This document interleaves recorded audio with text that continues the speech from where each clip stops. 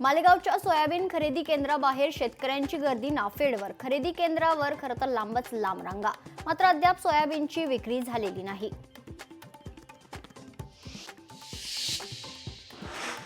एकनाथ शिंदे यांच्या वाढदिवसानिमित्त शिवसैनिकांनी घातले गजानन महाराजांना साकडे.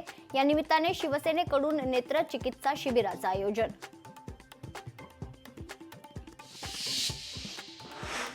मालेगावमध्ये फोर्ट मॅरेथॉन 2025 मोठ्या उत्साहात संपन्न. यात ज्येष्ठ नागरिक, विद्यार्थी, तरुण तरुणी अशा हजारो मालेगावकरांनी आपला सहभाग नोंदवला.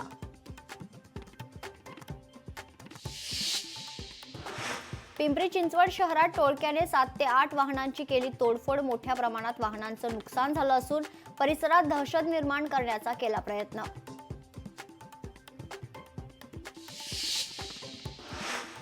जळगावच्या बसस्थानकात महिलेची सोन्याची माळ चोरी.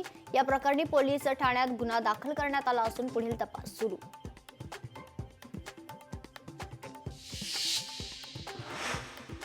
जळगावच्या बाजार समितीत खरं तर मिरचीचा भाव आता गेल्या वर्षीच्या तुलनेत 30 ते 35% कमी झालेले आहेत. मार्चच्या पंधरवड्यात नवीन मिरची बाजारात दाखल होऊ शकते.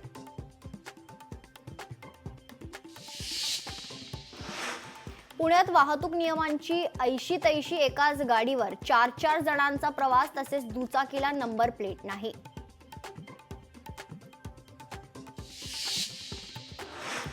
वर्ध्यात एकाच रात्री चोरट्यांनी 12 दुकानं फोडली. 12 दुकानं फोडल्याने व्यापाऱ्यात भीतीचं खरं तर वातावरण पसरले. चोरटे सीसीटीव्ही कॅमेरामध्ये कैद.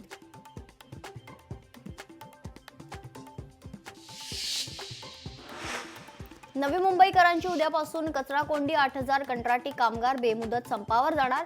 समान काम समान वेतन दिले नाही तर माघार नाही.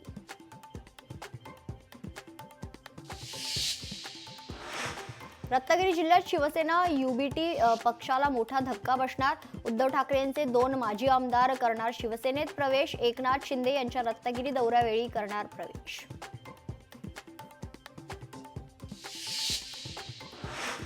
दौंड नगरपालिकेच्या हद्दीत मोकाट फिरणाऱ्या जनावरांमुळे नागरिक त्रस्त. जनावरांच्या हल्ल्यात अनेक नागरिक जखमी झाल्याचं समोर आलेलं आहे, मात्र प्रशासनाचे याकडे दुर्लक्ष.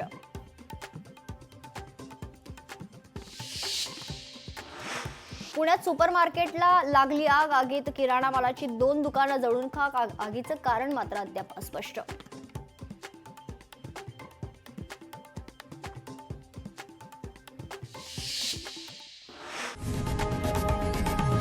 लोकशाही मराठी ऐका, पहा, जागरूक रहा.